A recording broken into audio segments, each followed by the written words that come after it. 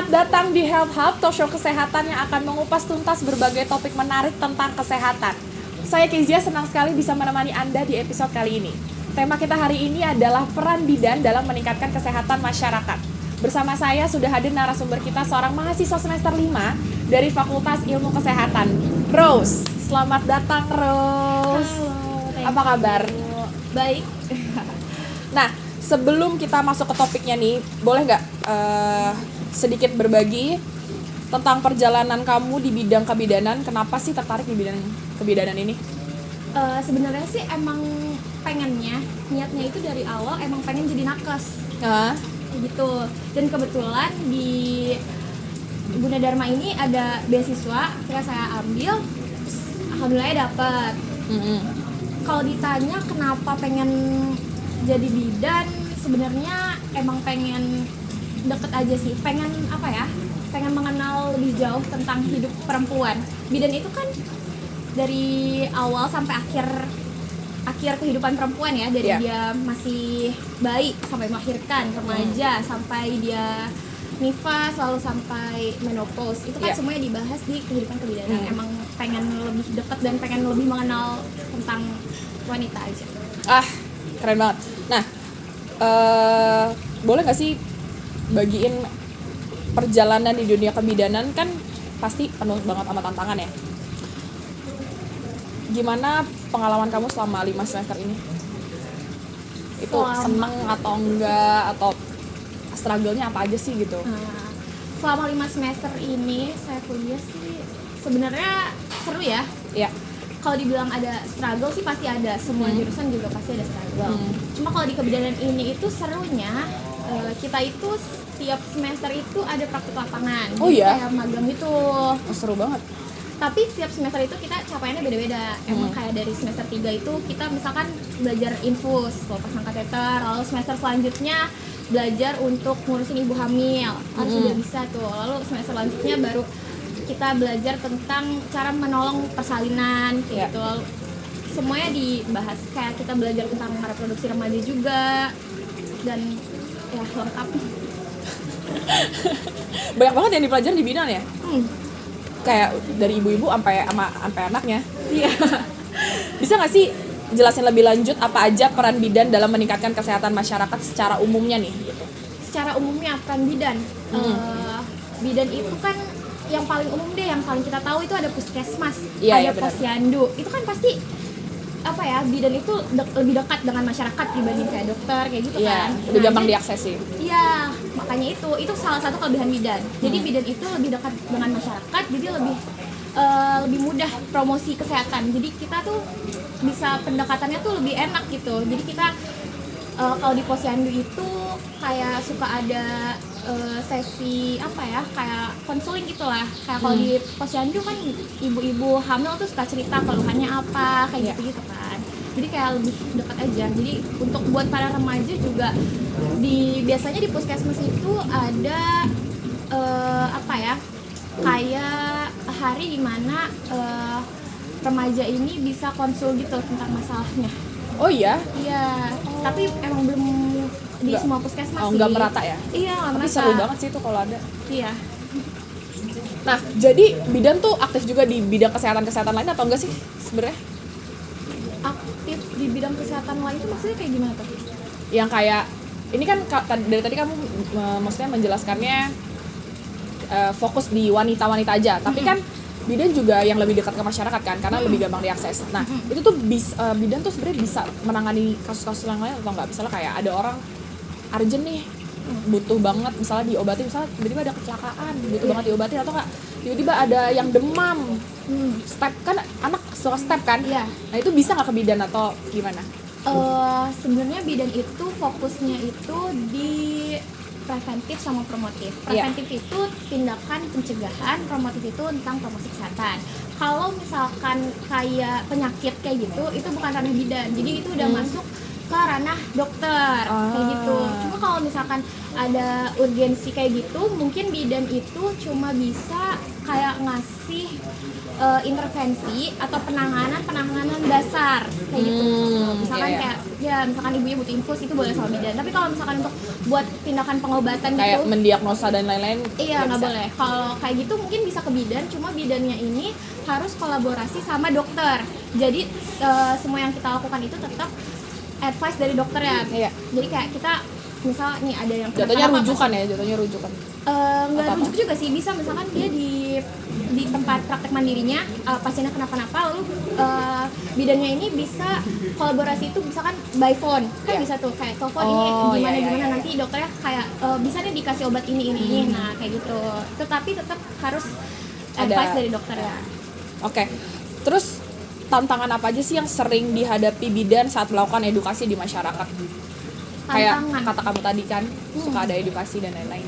Tantangannya itu sebenarnya sih emang kurangnya kesadaran diri pada masyarakat sih kalau buat menjaga kesehatan ya. Kayak Contohnya apa tuh? kalau misalkan kayak remaja gitu, Mm-mm. apalagi zaman sekarang nih kalau kita ngomongin IMS ya, infeksi menular seksual, itu iya kan lagi ini banget nih di kalangan remaja saat ini. Betul. Gitu. Itu banyak yang apa ya, belum aware sama kesehatan dia sendiri kayak gitu, dan kayak gimana ya, mereka tuh banyak melakukan tapi nggak diikuti dengan edukasinya. Jadi kayak mereka nggak tahu nih macam-macam perbedaan keputihan yang baik atau yang keputihan yang ya, ada yang keputihan normal tapi dan- ada yang nggak normal kan? iya kan banyak mereka nggak tahu ya. Jadi kayak gitu, itu sebenarnya salah satu tantangan. Terus ada juga tantangan masalah paling lebih ke budaya. Gimana tuh maksudnya? Budaya-budaya yang kalau buat kesehatan reproduksi sih sebenarnya nggak begitu ini ya, cuma paling kalau di dunia kebidanan itu lebih ke kayak Mitos-mitos atau apa? iya, mitos-mitos Naruh gitu. gunting di bawah bantal gitu-gitu ya? Iya kayak gitu-gitu benar. Atau kayak yang bayinya tuh dipasang apa sih, Apa? bawang putih kayak gitu-gitu. Oh, kayak ada kayak gitu? Iya, Biar ada. apa tuh? Wah, kurang tahu tuh mitosnya.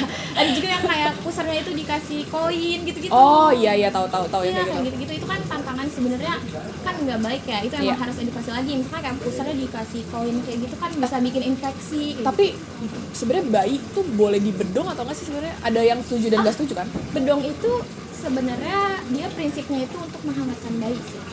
Oh, bukan yang kayak biar kaki lurus gitu Oh bukan. bukan. Kadang kan ada ya yang dibedong supaya kakinya jadi lurus lah katanya. Biar Itu nggak mitos aja jadi sih. O gitu. Nah, iya. Itu mitos. Itu mitos aja sih. Iya. Bedong itu buat menghangatkan bayinya. Oke. Bisa nggak sih ini berbagi tips untuk jaga kesehatan perempuan dan remaja? Kita udah lari kemana-mana nih. Tipsnya apa nih buat kesehatan perempuan dan remaja? Tipsnya yang jelas pasti cari tahu informasi ya. Informasi kan sekarang udah mudah didapat, kayak dari TikTok aja kan kita searching semua udah gampang. Yang jelas tuh kita harus membekali diri dengan pengetahuan kayak gitu. Kalau misalkan kayak kita udah punya pengetahuan dan yang pasti kesadaran diri untuk melakukan apa sih tips-tips yang kita tahu atau pengetahuan yang kita tahu gitu, pasti kan semua juga bisa. Ya, sudah semuanya bisa diakses ini kan. Iya kan? Nah, sebelum pertanyaan selanjutnya nih, kita mau lihat dulu jeda pariwara berikut ini.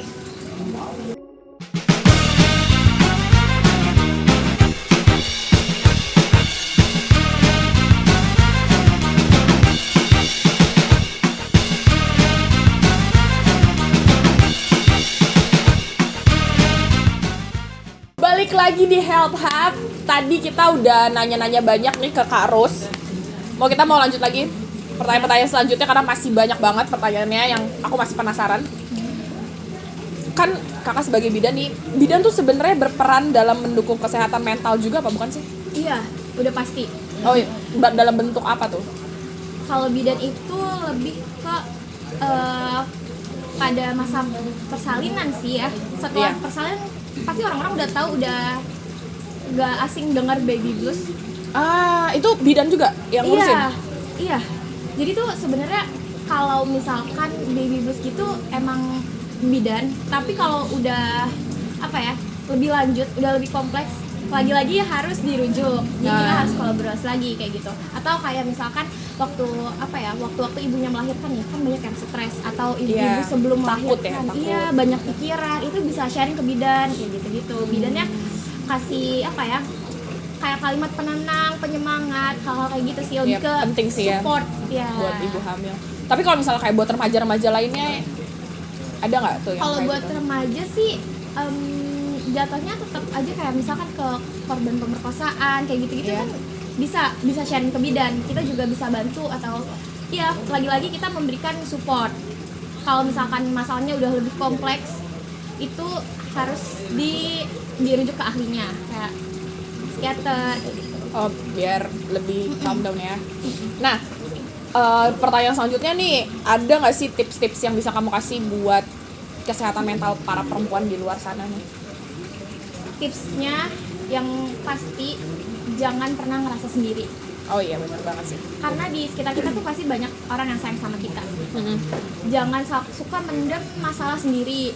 Biasain sharing, kita berbagi selalu. Kalau misalkan kita ngerasa kayak kita nggak deket nih sama keluarga atau teman, kita tuh bisa ikut gabung komunitas buat sekedar sharing, biar kita tuh berbagi perasaan kita gitu, jadi kita nggak ada beban, jadi enak ada teman cerita itu. Iya, benar-benar kayak gitu, itu udah sebenarnya sih kuncinya adalah jangan takut untuk ngomong ya. Iya benar, selalu terbuka sama lingkungannya. Iya benar, biar ada yang jagain juga sih. Benar, karena kan kita pasti butuh banget emotional support ya, Iya, apalagi kalau misalkan buat kesehatan mental tuh, apalagi kita perempuan gitu, maksudnya sangat butuh yang gitu. Nah, lari dari topik yang tadi, kita mau balik lagi ke tentang kamu nih. Kan tadi kamu bilang kalau kamu setiap semester menjalani magang, ya kan? Boleh nggak sih ceritain pengalaman-pengalaman semasa magang kamu tuh apa aja?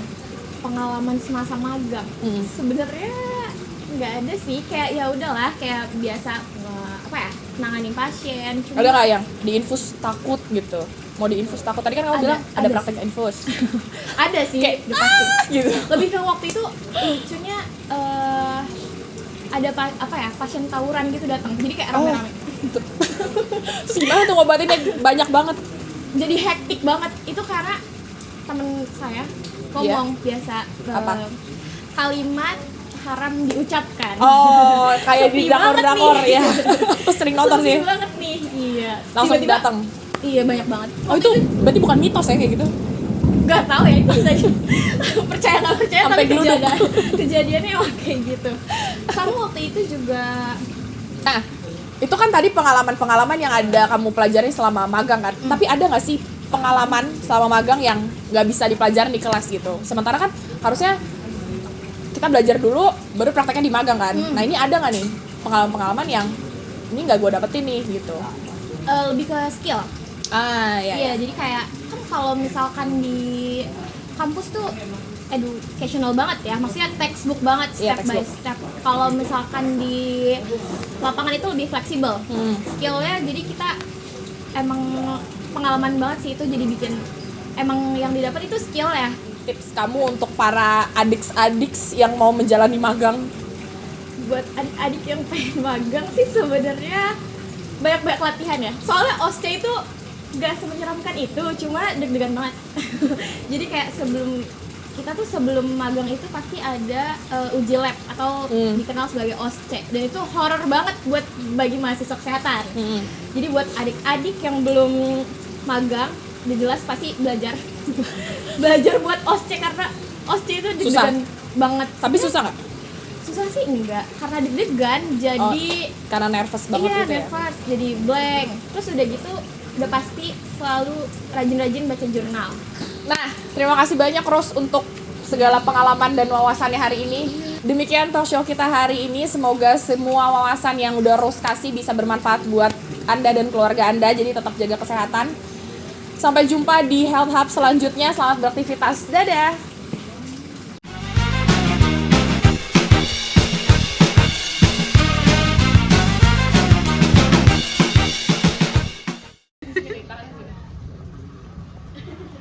Coba gimana? Tiba. Please, sabar banget. Gitu, Pi. Sikut lu di bahu gua aja.